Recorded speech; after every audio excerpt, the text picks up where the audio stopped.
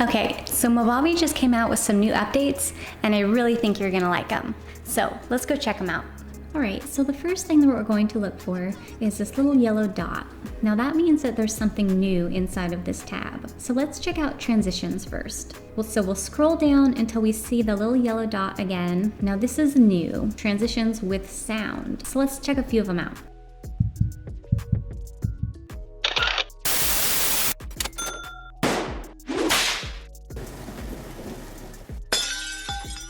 Okay, so that's pretty cool. Now let's scroll down and see what else they've got.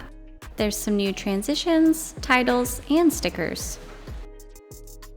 Alright, so let's check this next one out. You can now add motion tracking to your stickers and your text. Now this is a really awesome new feature. So I'm going to drag a few things in just so we can use it as an example. So here we've got a clip and we've got a sticker.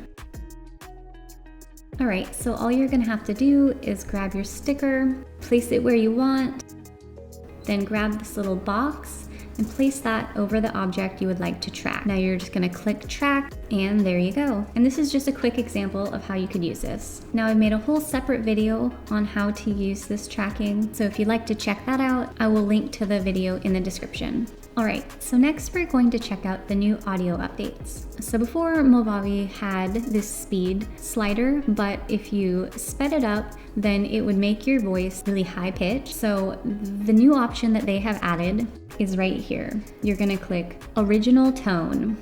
And what that means is that you can speed up your voice, but it's going to still sound like you. Now this is really awesome for somebody who does a lot of tutorials and audio recording, stuff like that. Now here is an example of what that would sound like. So this is my voice at the original speed, and this is my voice sped up. Now you should be able to tell the difference between the two. Well, I guess that's about it.